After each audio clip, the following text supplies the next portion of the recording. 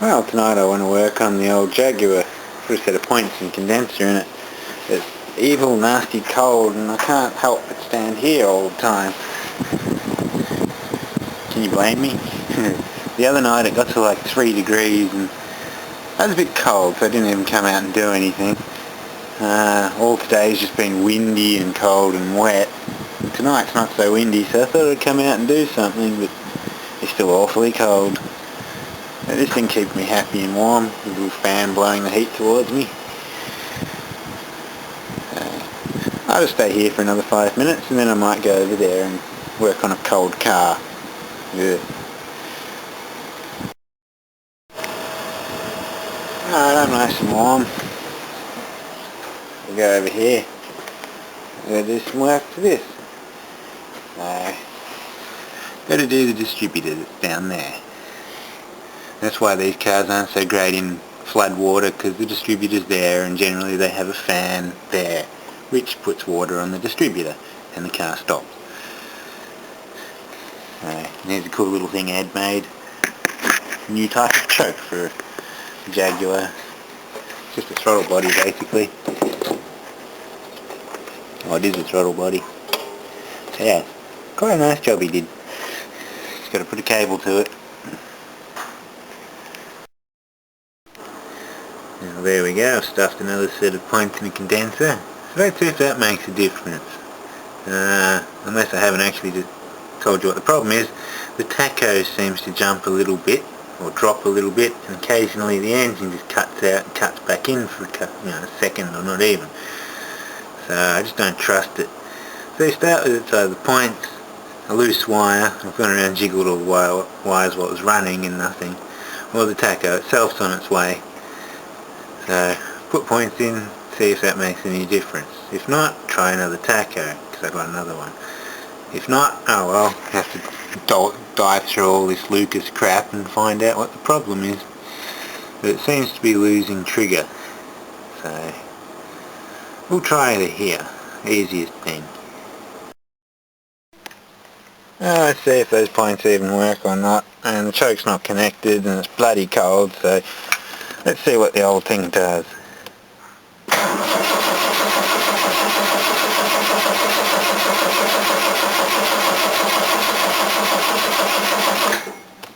Oh, the tacho's moving. Let's give it some throttle.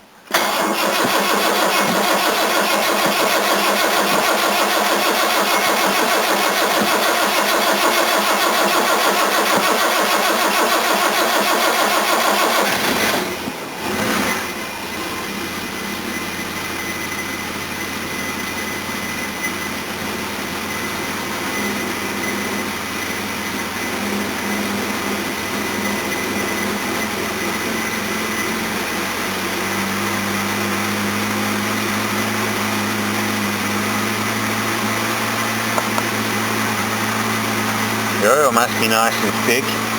Oil pressure's sitting on the relief valve. It's just bypassing now.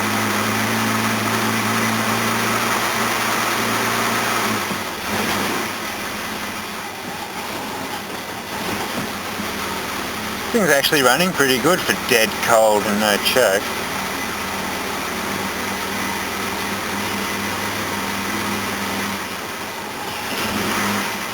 The problem seems to have sorted itself out, maybe, but let's see if that tacho twitches. It did when it first started, and then it hasn't since. So let's let it warm up a bit.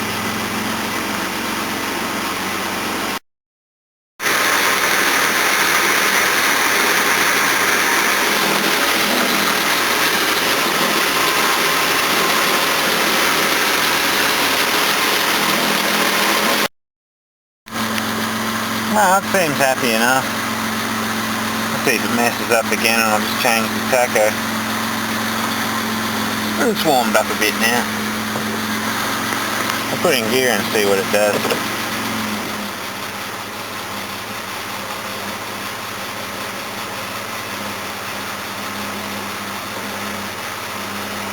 Oh, it seems happy. Should put the tacho in properly.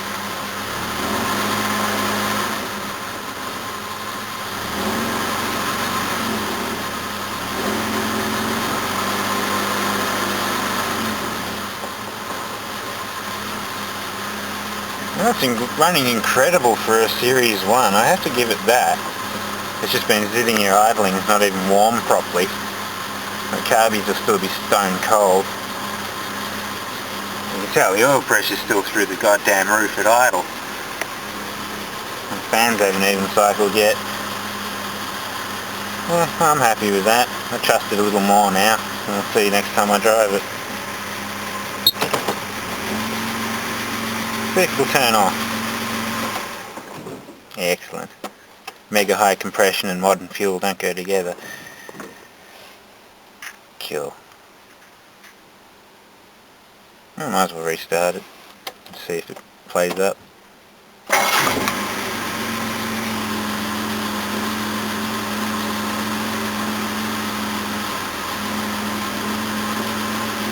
Yeah, still seems happy. Put it in gear again.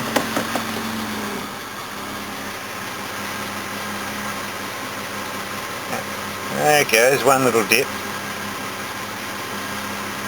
Let's try reverse.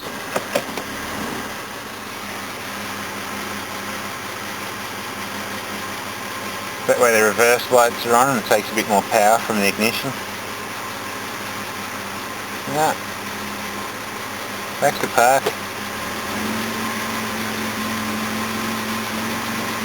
I was doing it very occasionally. Have to go for a drive. I'll do that another day.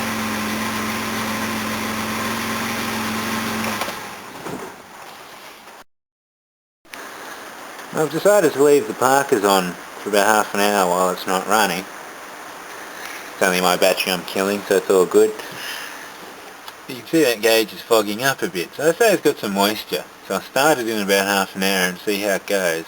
We might end up just pulling that out and drying it anyway, because this car has sat for a long time over the last few years. It's got a bit of moisture in it here and there, so it wouldn't surprise me if there's some corrosion or dry solder joints in that gauge causing slight problems. Well, it's been about half an hour and you can see that one's nice and foggy and that one's clear. Foggy, clear. So I'll be pulling that one out anyway. But let's see what happens when I go to start it.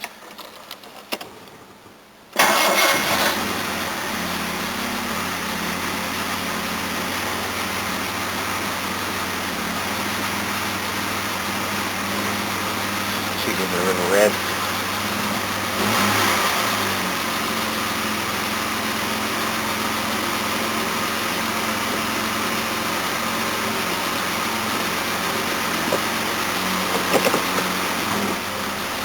That's in gear.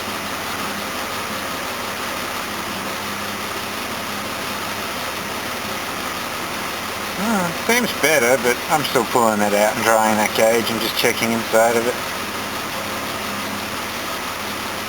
I'm being extra paranoid here, but the last thing I want is this thing to break down because of something so stupid.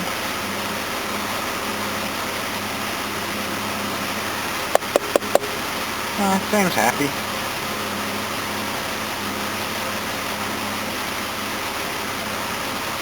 Oh.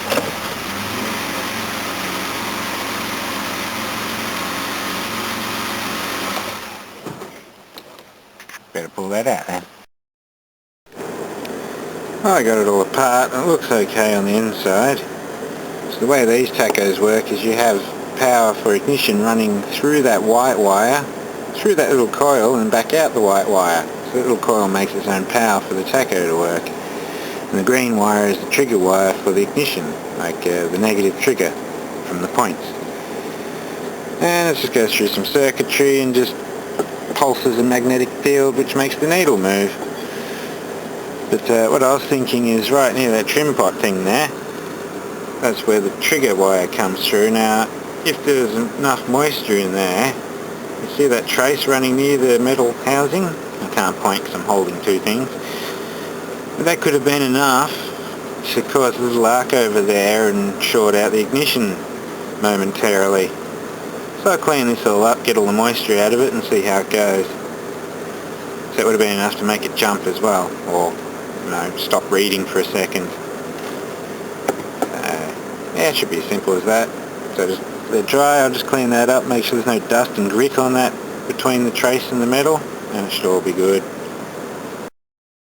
Oh, there we go, it's all back together. Looks nice and new, so let's see if it works. Probably a little too late to start that old Jag now, so I'll wait till tomorrow for that one.